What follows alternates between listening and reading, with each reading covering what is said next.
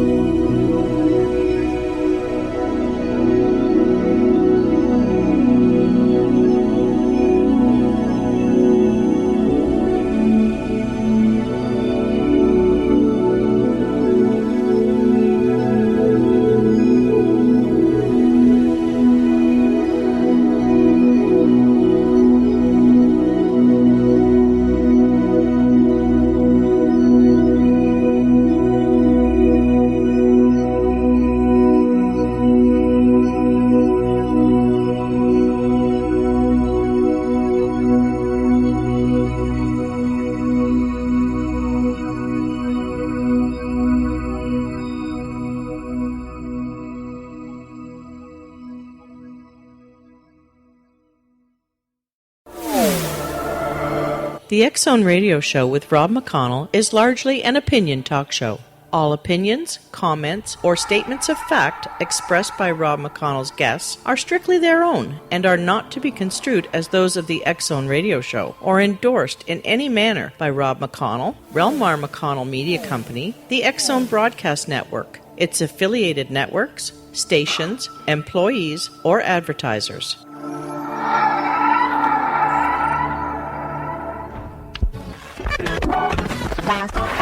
All Hit Radio.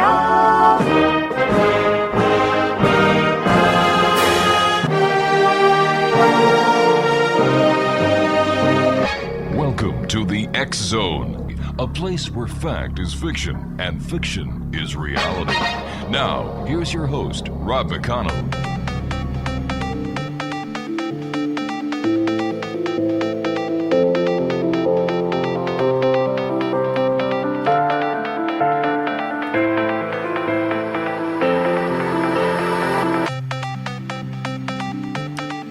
Welcome back, everyone. This is the X-Zone. I am Rob McConnell. We're coming to you from our broadcast center in Hamilton, Ontario, Canada, on the Mutual Broadcast Network, the Talkstar Radio Network, the X-Zone Broadcast Network, and in Europe on Radio X, as well as on the Digital Broadcast Network and Digital Satellite Network. We're going to Tennessee this hour, X-Zone Nation. We're going to be speaking with two investigators with the Paranormal Technology Investigations, and our two guests tonight are, Rob PHILLIPS and his wife, Kathy Shepard, who are the two people behind this organization. And first of all, Rob and Kathy, thanks very much for joining us tonight. Yeah, thanks for having us. All right, tell us a little bit about yourselves. What was it in each of your lives that pointed you in the direction to become Rob, in your case, a paranormal investigator, leaving being a preacher? Well, the experiences that I had as a younger child, from starting up at the age of 5, seeing things that you couldn't explain. I had an encounter with what I believe to be, whether if it's not Satan himself, it was a very strong demon that had visited me 3 times in my house. I have seen full-bodied apparitions and just different things that you can't explain. And this went on probably until I was about 22 or 23. I got convicted to turn my life over to God. And few years later, I was called to preach, and after about 4 or 5 years of that, I kind of got out of church. Although I'm still very religious, I'm a full gospel minister, and the things that we practiced in that ministry, some of it included blessings and casting demons out of people. And my cousin had spotted an apparition one night in an old garage down in a little town called Johnson City in Tennessee. And he told me about it, and he said it was a little lady that was pointing her arm out and told him to leave. And so, curiosity, I decided to take one of those old-timey tape recorders and a 35-millimeter film camera, and me and him went down to the old garage and took some pictures and asked a few questions for the EVP session. We didn't see anything. We didn't capture anything on camera, but when we got back to the house and started going over the recorder, we captured the voice of a little woman that told us to get out. And from there, I was hooked. I started investigating by myself, going out to graveyards or any other haunted location I could find. And some of my friends found out what I was doing, and they started going with me. The word got out about it, and people started contacting us to come into their home and investigate their unexplained activity. And then we started realizing after about a year or so that these people, some of the people that we were investigating for had things that was disrupting their lives. And they were asking if there were anything they can do to help rid the activity. So I took basically the knowledge that I had from my ministry, being a Christian and Christian everything, and applied it to what I do. And we started doing conducting spiritual blessings and call it an exorcism if you want. We call it rebuking in the name of Jesus is what we call it. And that's basically what I've been doing ever since and how I got into it and why. All right, stand by. When we come back from this 2-minute break, we'll be speaking with Kathy Shepard, and we're going to ask her what pointed her in the direction of her interest in the paranormal. Exonation, our guests tonight are both with the Paranormal Technology Investigations. We're speaking with ROBB PHILLIPS, who is the owner and lead investigator, and his wife, Kathy Shepard. Now, their website is www.ptitn.com. That's ptitn.com. And we'll all be back on the other side of this break as we continue investigating the world of the paranormal and the science of parapsychology here in the X Zone from our broadcast center in Hamilton, Ontario, Canada. And you know, Exonation, we're heard Monday through Friday right here on the Mutual Broadcast Network, the X Zone Broadcast Network, Talkstar Radio Network, on the Digital Broadcast Network, the Digital Satellite Network, and in Europe on Radio X. My name is Rob McConnell. This is the X Zone. Don't go away.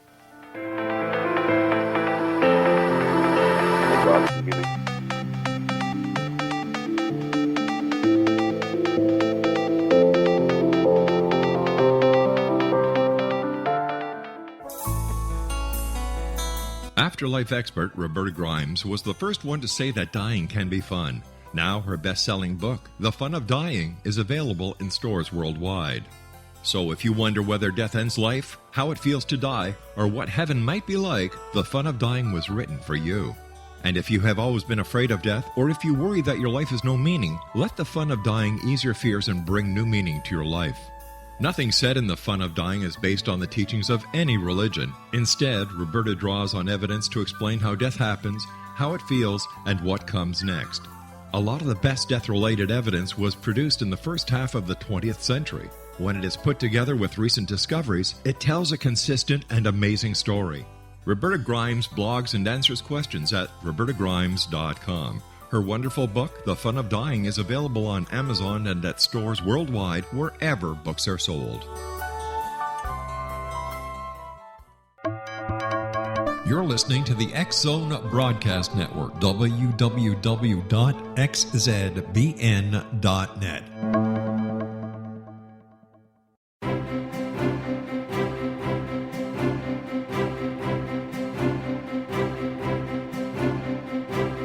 While science pursues fact, magic accesses the quantum level, bridging random facts to form truth. As long as science and magic remain separate and polarized, the truth cannot be known.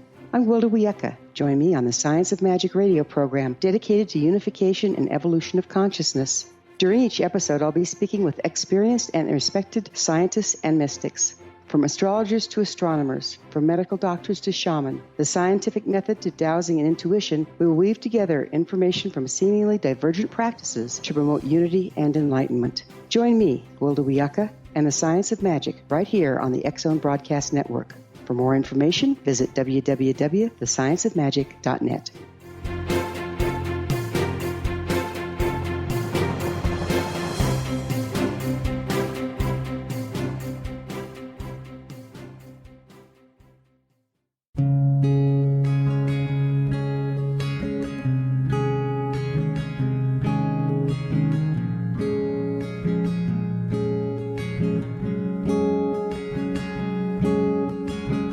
Starr began to demonstrate a metaphysical connection to the spirit world as a little girl. Her family noticed the connection, but it was a great-grandmother who told the family that Linnea was indeed gifted. The great-grandmother, who was also gifted, felt that Linnea had indeed inherited these attributes. It has been noticed that oftentimes such things are passed down through the generations. Linnea was also born with a caul, a thin white membrane across a newborn's face. Legend has it that if the baby is born with this caul, the child will have second sight, or what we call psychic abilities. Linnea Starr does past, present, and future, and has the gift of prophecy. It is written within scriptures that if you are able to give factual information, and prophecies indeed come true, the gift indeed comes from the divine realm. Linnea Starr does large interactive groups as well as private gatherings. For more information on Linnea Starr or to contact Linnea for a one-on-one consultation, visit her website at www.linneastar.com. That's www.linneastar.com.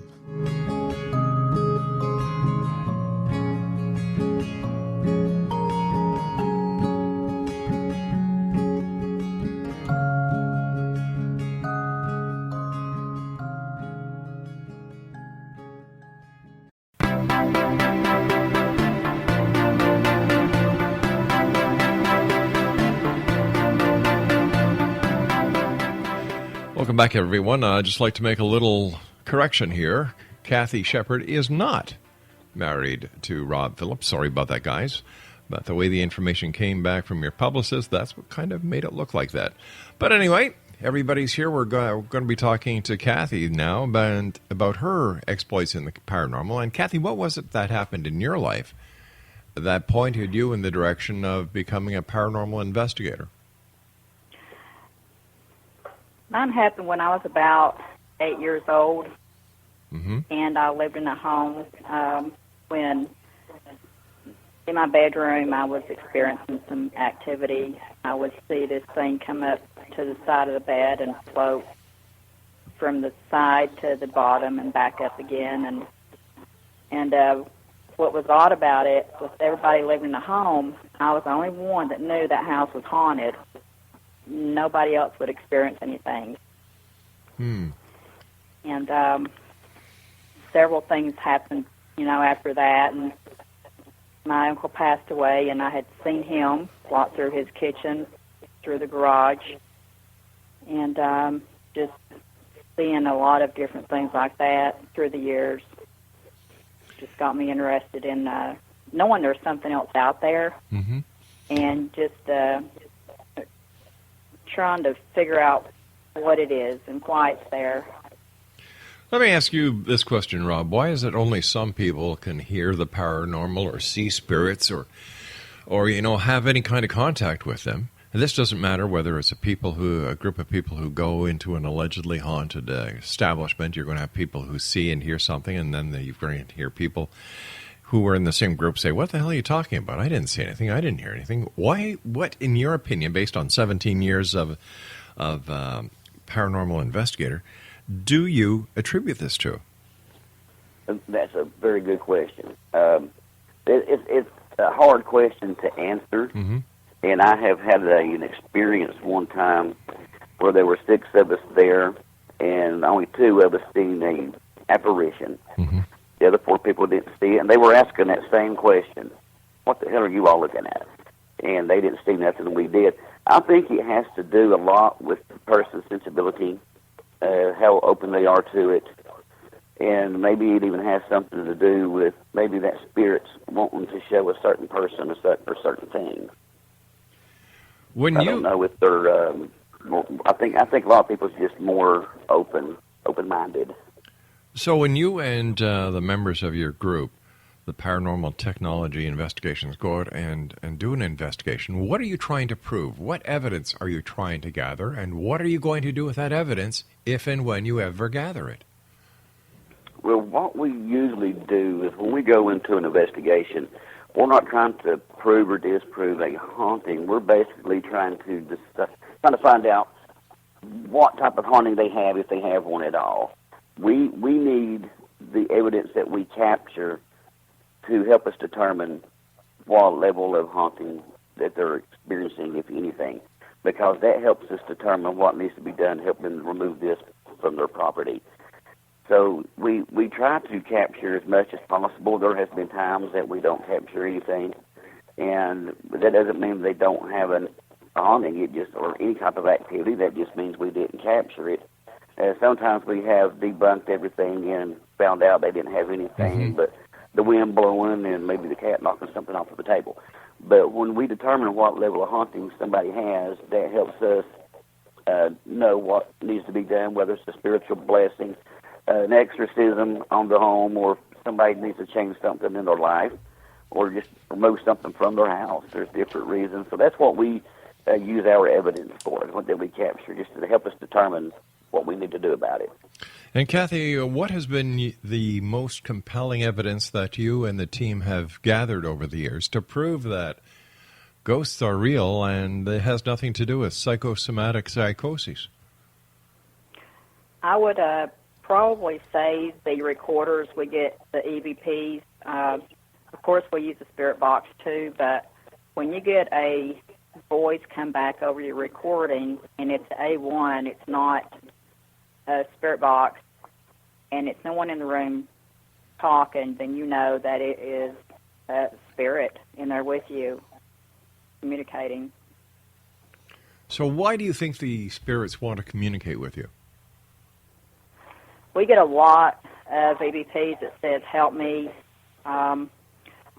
Sometimes we get some that says gunshot. I think it's trapped spirits that didn't cross over or died unexpectedly, that's trapped. They're trying to communicate. They need help. They don't know what to do, and they're just there, stuck. But why would they wait for ghost investigators or paranormal investigators to come into a location to do an investigation instead of going to a place where they can get the help that they're seeking? For example, a church, a member of the clergy.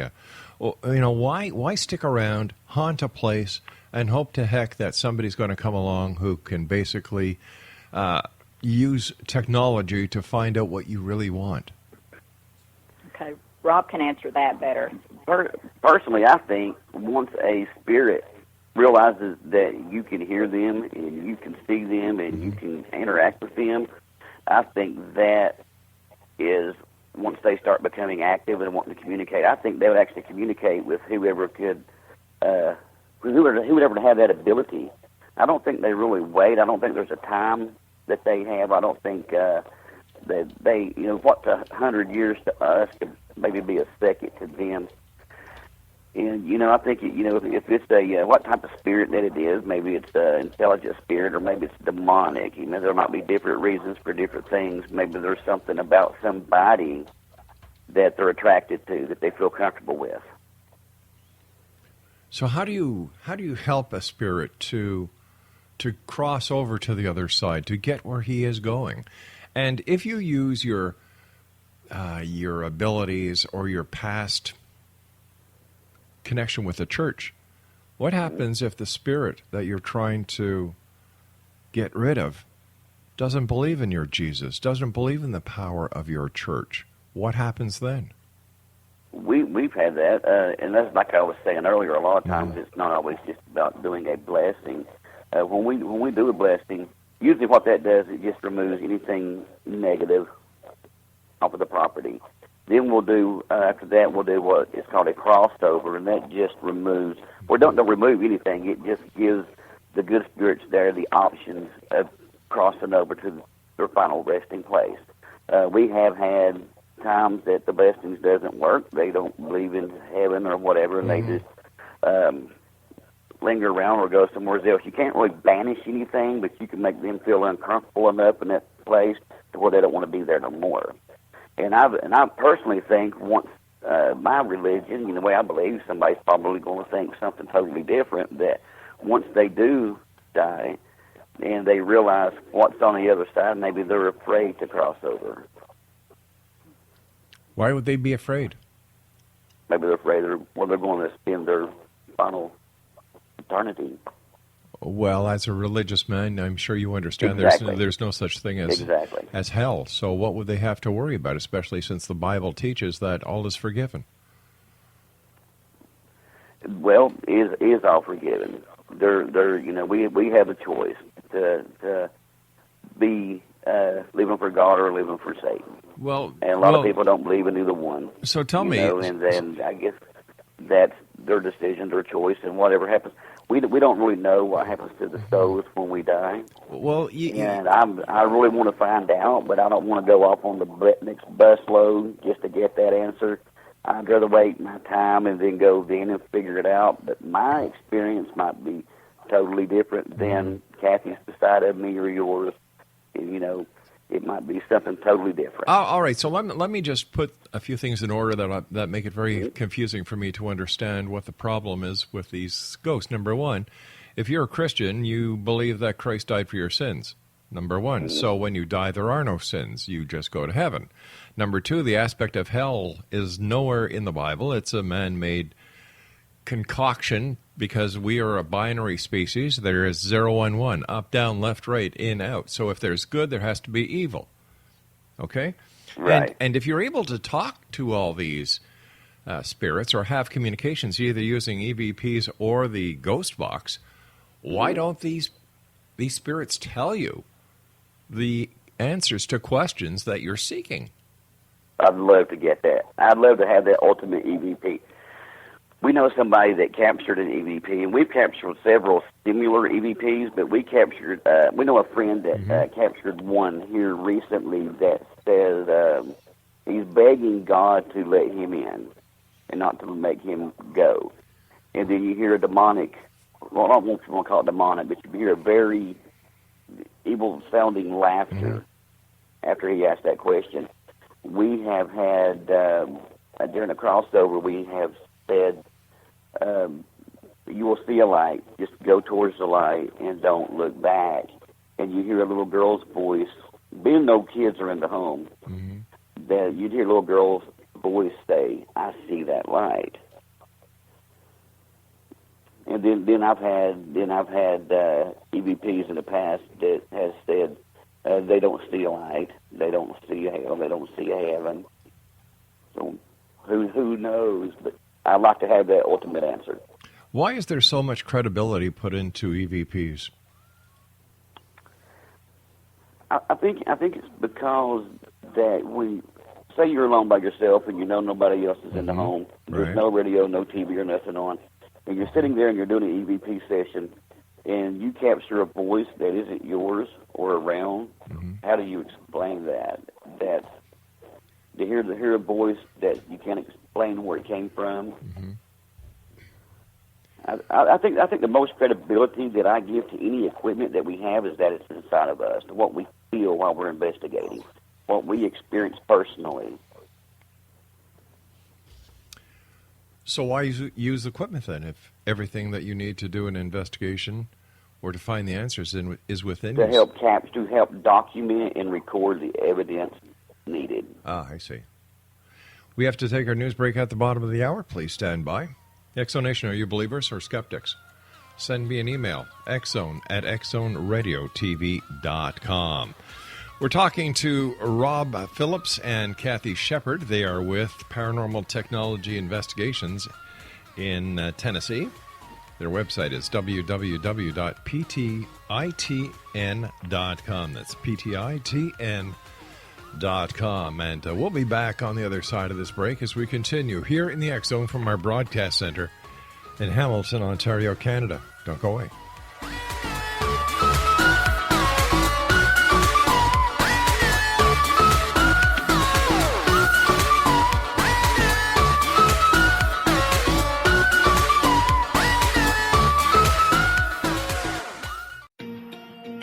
Wouldn't you love to know the secret to everything? Well then, meet Dr. Kimberly McGeorge and her cutting-edge breakthrough knowledge that combines science with possibility. Dr. Kimberly brings real-life answers and healing to those open to alternative solutions. She teaches solution-based programs and classes that will change all areas of your life forever. Specializing in conscious creation, intuitive readings, and energy medicine, you can rapidly shift health, relationships, business, and money and abundance challenges quickly. Receive her best-selling book, Secret to Everything, at no cost by going to secrettoeverything.com/X-Zone. That's right, transformation can start now. Just go to secrettoeverything.com/X-Zone and receive Dr. Kimberly's book for free.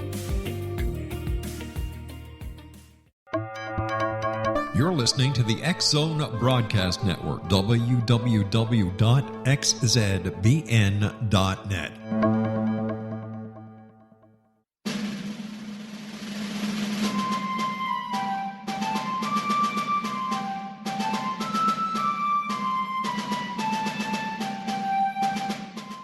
Thomas Jefferson was a Burgess of 27 when he met Martha Wales Skelton, a 22-year-old widowed heiress who was fondly called Patty by her family. They were married on January the 1st, 1772, and they took up residence in a cabin on the building site on top of a Virginia mountain that Thomas had named Monticello. As Thomas and Patty slowly built their first version of the great house at Monticello, the Revolutionary War was heating up. Patty, with difficulty, bore 5 children, but only 2 girls survived. Thomas's political career developed to the point where he was often away from home, but after he authored and signed the Declaration of Independence in Philadelphia, he resolved never again to leave his wife. He was elected the governor of Virginia, just as that state became the Revolution's last battleground. The Revolutionary War ended in 1781, and Thomas gladly retired altogether to my family, my farm, and my books. But Patty continued to want to bear her treasured husband a son, and late in the summer of 1782, she died of kidney failure at the age of 33, 4 months after having borne yet another girl. Thomas was so devastated by her death that he never remarried. He mourned her for the rest of his life, even as he helped to frame the peace in France and then became the first Secretary of State, the second Vice President, and the third President of the United States. This story is true. Thomas Jefferson was such an obsessive letter writer and record keeper that we know where he was and what he was doing nearly every day of his adult life. Every significant thing he says in My Thomas comes from his contemporary writings. My Thomas by Roberta Grimes is now available at Barnes & Noble, Costco, Target, Books A Million, Hudson Booksellers, Kmart, Walmart, Sam's Club, Walgreens, CVS, and online at Amazon.com. You can visit Roberta Grimes online at www.robertagrimes.com.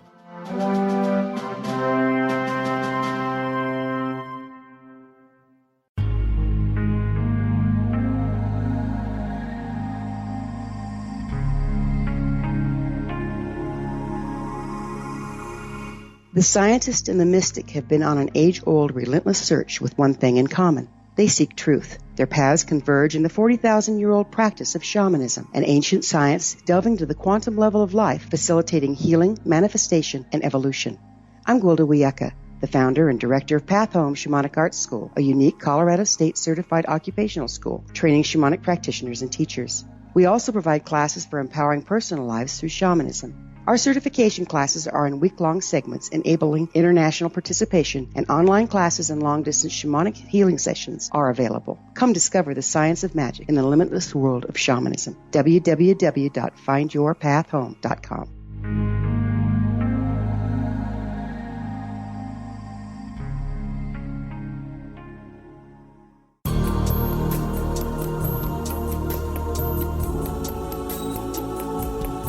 Unwilling to be the government's deadly assassin, gifted psychic Kahara Mitchell went AWOL and ended up buried under rubble in the wake of a great tsunami. She regained consciousness far from Earth on the medical ship of a Daguerrean intergalactic fleet. Has she been rescued or abducted by aliens? The Chalice of Carrie, Kahira O'Donnell's latest paranormal science fiction romance, is the passionate story of an Earth woman and her destined mates, twin kings from another galaxy. Kahara uses her gifts fighting alongside Lords Rom and Ra in a war that will determine the destiny of galaxies. The Chalice of Carrie by Kahira O'Donnell is now available at KahiraO'Donnell.com or at Amazon.com.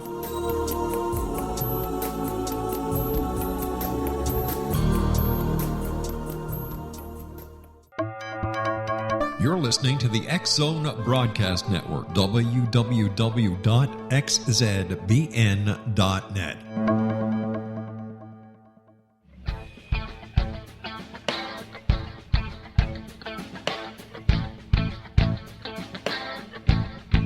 What Happened in Benghazi is revealed by Nicholas Genix, author of Obama, Islam, and Benghazi. He informs the American people that President Obama deceived them by advocating a strong foreign policy prior to the 2012 presidential election, and Hillary Clinton supported this deception. As the title infers, there is a connection between Obama, Islam, and Benghazi. Ample evidence informs Americans that Obama's early indoctrination in the Quran developed an affinity for Islam, why the Quran is the source of discontent in many countries, and why the Obama foreign policy deception led to poor military action and caused the loss of American lives in Benghazi. Genix provides 36 questions for the Select Committee on Benghazi to validate if Americans are justified to mistrust President Obama and Hillary Clinton. An overview of Obama, Islam, and Benghazi is presented on the website www.futureofgodamen.com. That's www.futureofgodamen.com.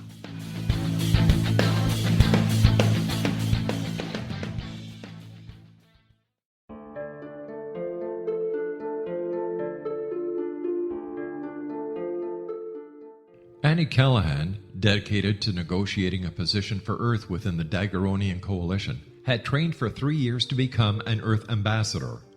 Yet, the very eve of her arrival at the capital ruling planet, she is claimed as destined mate to an oversized, mating-maddened vamp who swears he will never release her. Lord Aztaran, king of the Macian sector, has waited over 900 years for his destined mate.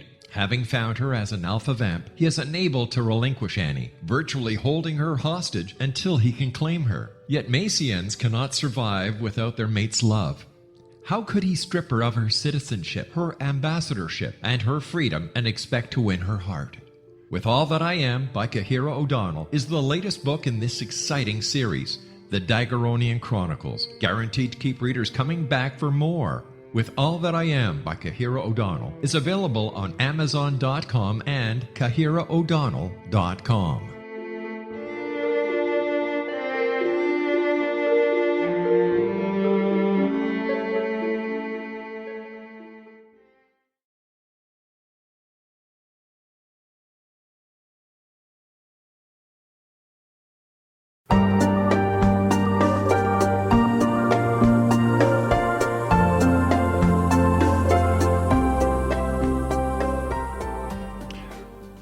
Welcome back, everyone. This is the X-Zone. We're speaking to ROBB PHILLIPS and Kathy Shepard. They are with Paranormal Technology Investigations in East Tennessee.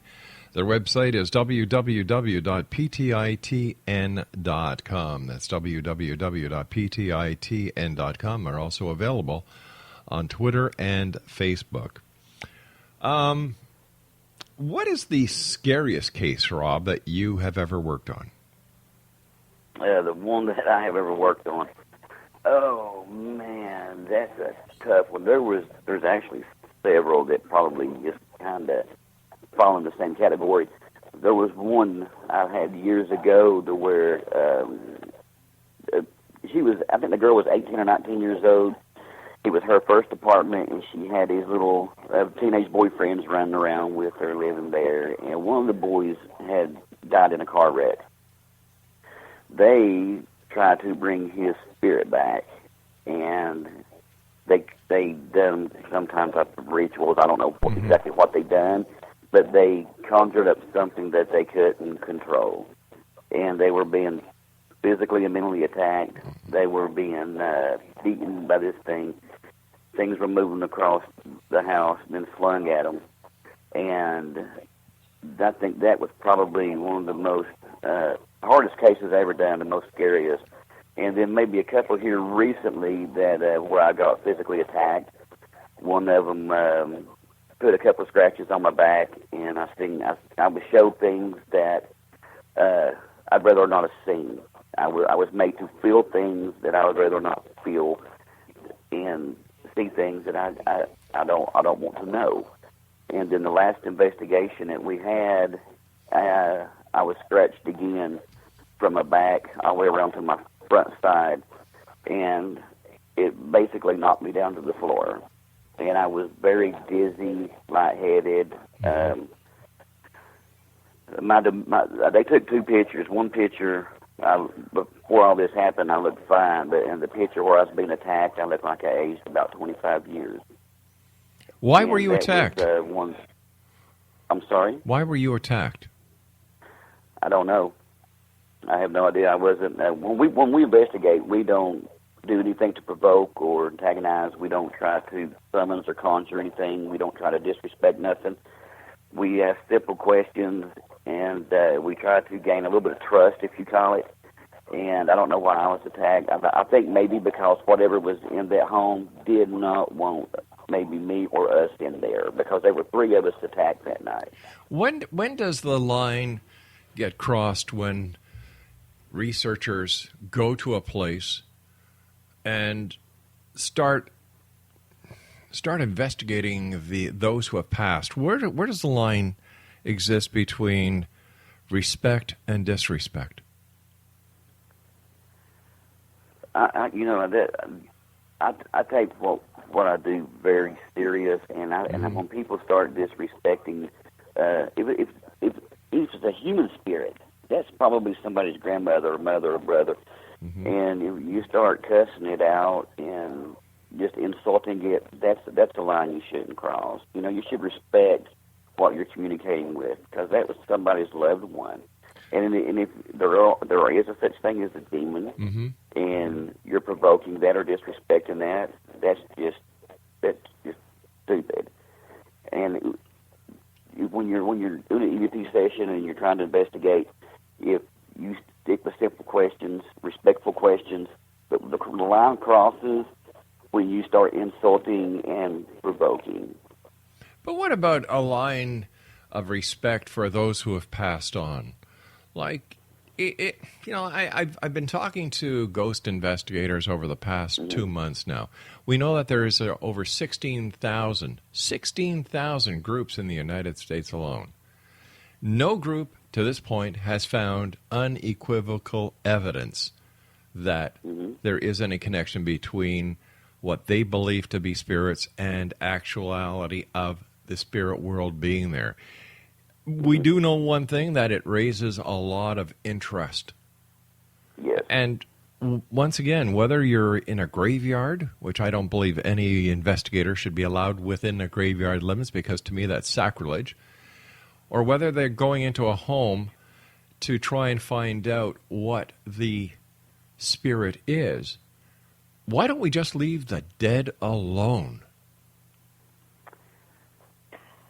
I'll answer that. Sure, go ahead. We never contact anybody to ask if we can investigate their home. Everybody contacts us that we investigate for. Oh, okay, but Sid, but my question was basically, it has nothing to do with, I understand where you're coming from, that, it's the people who call you to investigate their homes. But why do we need to investigate death? Isn't that a little morbid, especially when we use it for newspaper headlines or for television reality shows that are anything but reality shows? When is enough enough? Well, like I said, when we go into a home, people want to know what's in their home. They're hearing things going on in their home, and so when they need help, who do they contact for help? A lot of them. How about a psychiatrist? How about a there. psychologist? What about a city engineer? What about a member of the clergy? That's what she's saying. A lot of people we investigate for have been to priests or preachers and other people, and they've been denied and turned down.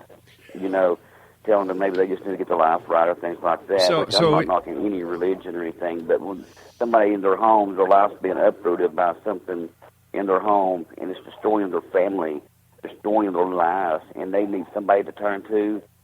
People like us that get out here to help people, and that's why we're in this field.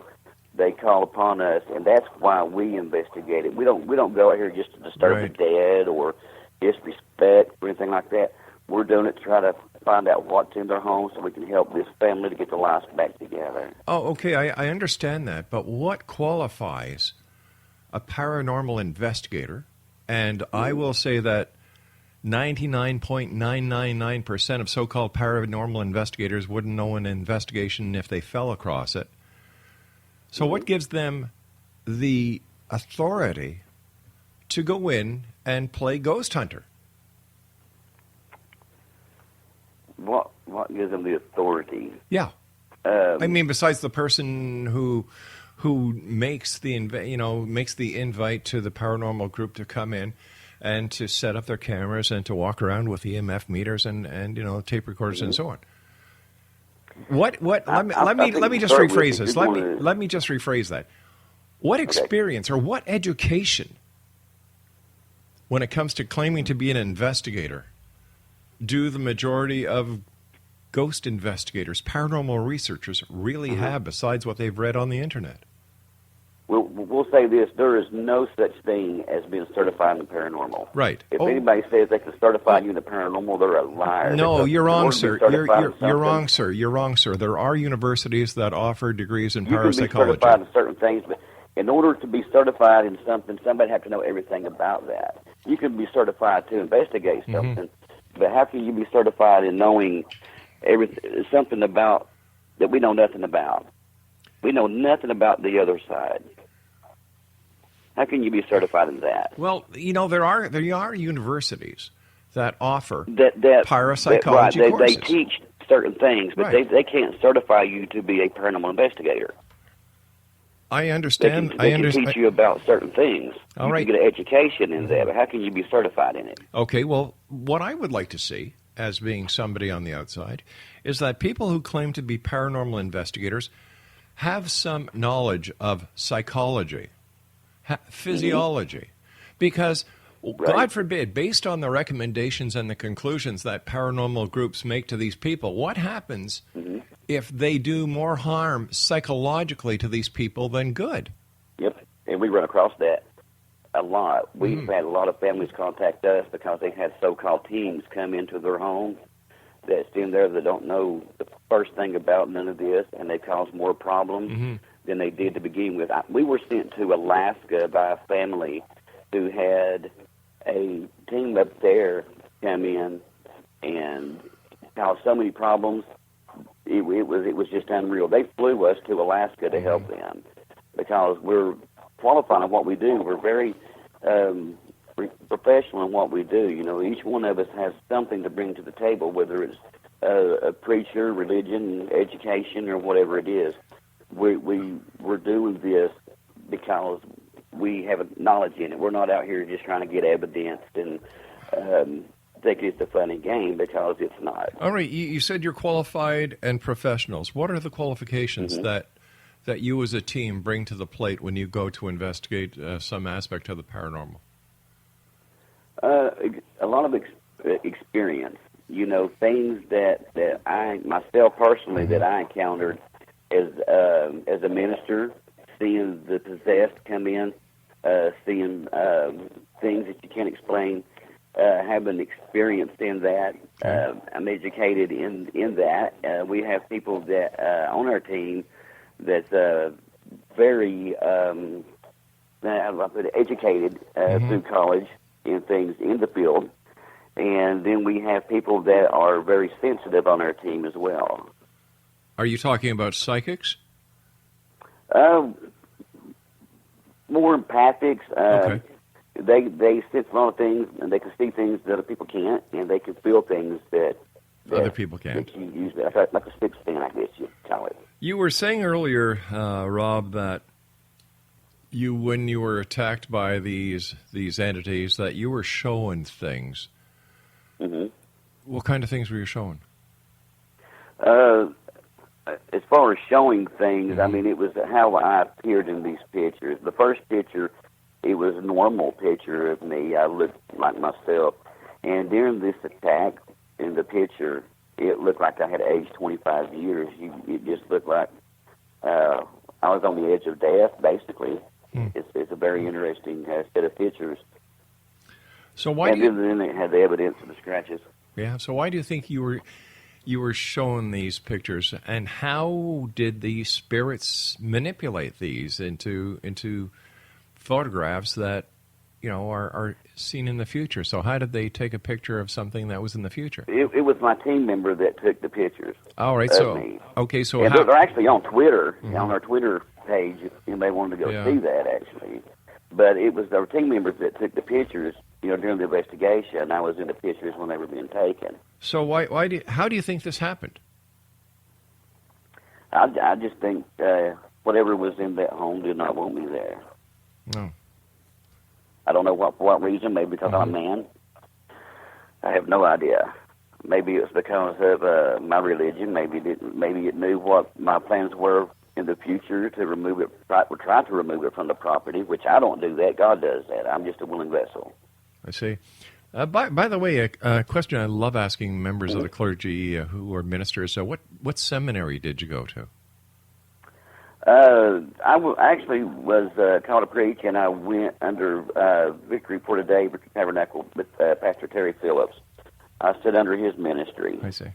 So you yourself didn't go to a seminary? No, sir. Okay, gotcha. Where do you think paranormal investigation will be in 5 years from now? I hope if it continues, I hope people that's in this field become more professional, and I hope they do it in a more respectful way, and they do it for the right reasons.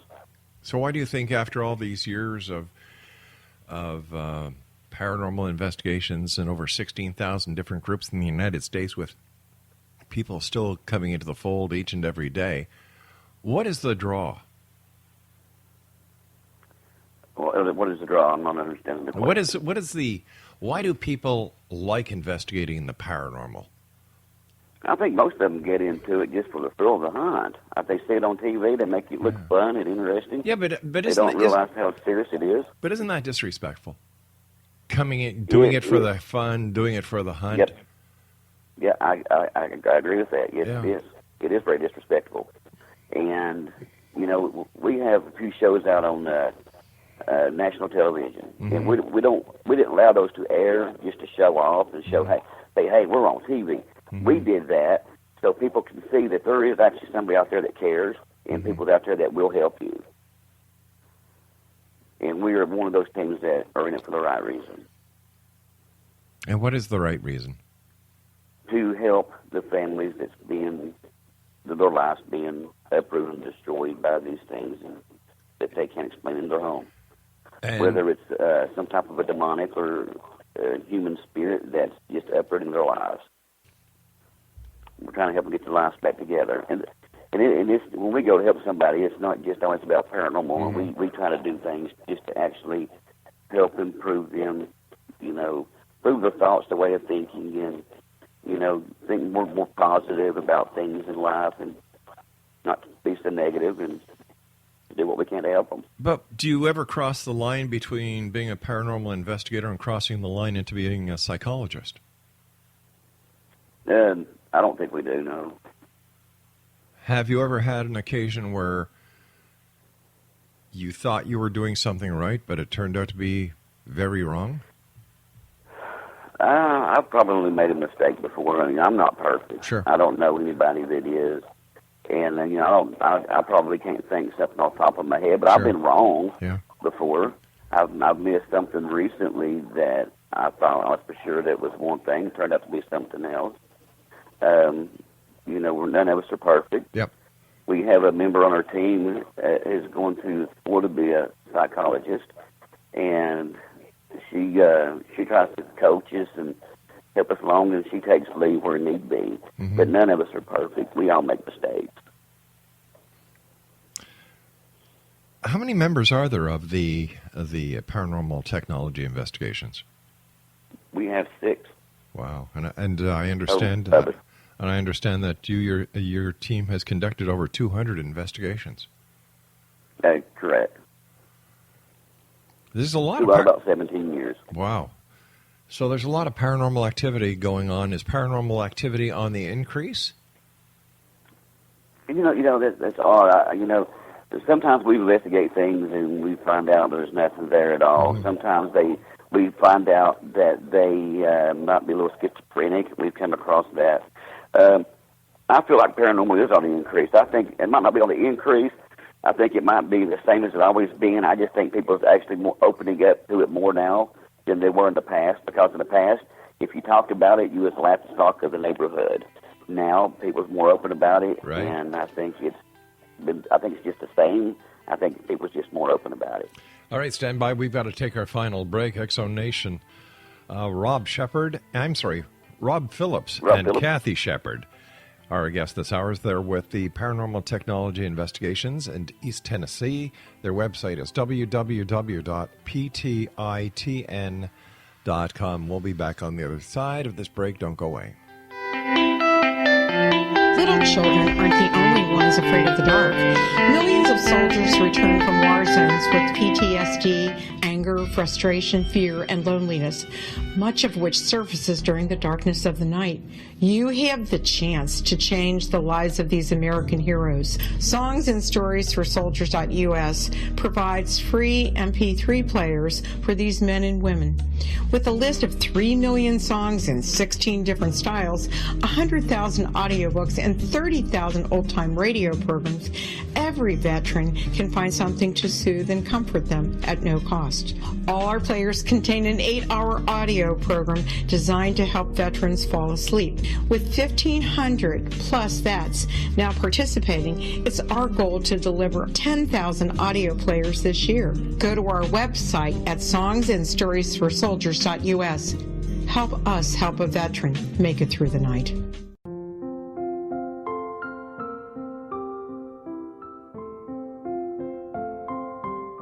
I am Dr. Carl O'Helvey, founder, president of a new cancer foundation focusing on evidence-based physical, mental, and spiritual interventions, including natural cancer cures, prayer, meditation, affirmations, nutrition, and other related holistic cancer prevention and cure modalities.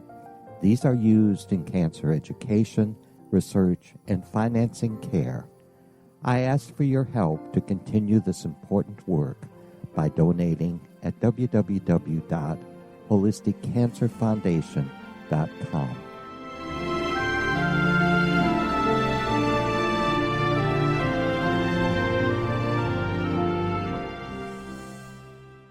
You're listening to the X-Zone Broadcast Network, www.xzbn.net.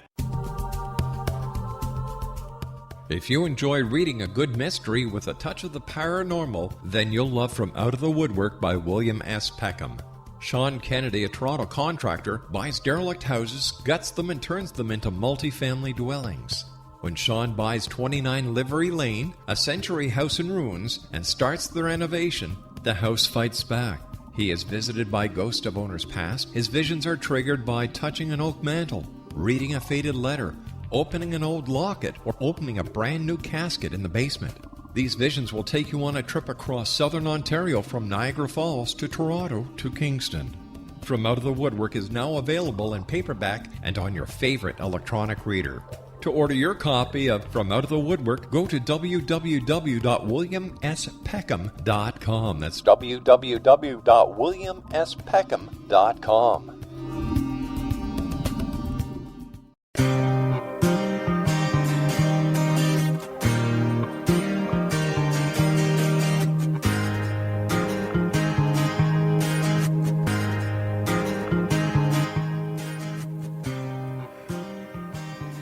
Rob Phillips and Kathy Shepard are our guests. They're with Paranormal Technology Investigations in East Tennessee. Their website is ptitn.com. And Rob, why do you call yourselves Paranormal Technology Investigations? Kathy actually came up with that name. I think it kind of fits us because we don't, we use technology when we go into investigate. We don't basically carry a line of equipment, even though we sell different types of, ghost hunting equipment and blessing supplies and things. We use technology when we investigate. I'm sorry, did you say you sell ghost equipment? We do. So you go out, you do an investigation, but you also sell the equipment. We sell certain lines. We'll sell thermal imaging cameras, digital voice recorders, and then blessings supplies. Do you, or should I say, do paranormal investigators and other investigation teams, do people share information that you discover during investigations? There's not really with other teams. There's a lot of other teams that we don't trust. There's some teams that we do trust. Like we said earlier, some teams are in it for the thrill of the hunt. I'm not going to share anything with them. With the teams that we do trust, that's in it for the same reason. We have sister teams. Yes, we share information to try to come up with the best answers and solutions. Rob, what are your final thoughts and your final words for the X-Zone Nation tonight? My final thoughts would be to anybody who's thinking about getting into this field, it's not cut out for everybody. And if you are going to get into the field, please do it for the right reasons. And the right reasons being? To help people is my opinion, to help people. Don't go out here just for the thrill of the hunt and disrespect. If you're going to do it, be very respectable. Be respectable to the spirits and to the people that you're helping. Now, do you do investigations by phone as well, or only in person? You can do. We can do we've helped people over the phone before. We can do an EVP session over the phone. I don't give a lot of credibility to them because I can't see what's in the other room. But a spirit's voice can travel over the same frequency as a cell phone or a cordless phone, AM radio. You can do an EVP session over the phone, and we've helped people over the phone. But in order to conduct a full investigation and get more of an accurate reading of what you believe is accurate, I believe it needs to be in person. Do people charge people for the work you do? No, sir. We don't charge a dime. Rob? If they want to give a donation, that's fine, but we do not ask for a penny. All right, Rob and Kathy, I want to thank you so much for joining us. X-Zone Nation, our two guests this hour have been Rob Phillips and Kathy Shepard. They're with Paranormal Technology Investigations, and not only are they paranormal investigators, but they also sell paranormal equipment. I don't know how that sits with me. Wait a minute, yes I do. Not in a good way. I'll be back on the other side of this break as we continue here in the X-Zone from our broadcast center in Hamilton, Ontario, Canada. Should people be allowed to call themselves ministers or preachers if they do not go to a seminary? I personally think that each and every one of these online rip-off centers should be shut down. And there should be stringent laws when it comes to calling yourself a minister or impersonating a member of the clergy. And I really think there should be rules and regulations set forth for these paranormal investigators. After all, if you're a private investigator, you need a license. You're governed by the state. This is what needs to happen when it comes to Ghostbusters. I'll be back on the other side of this break as we continue here in the X-Zone from our broadcast center in Hamilton, Ontario, Canada. Don't go away.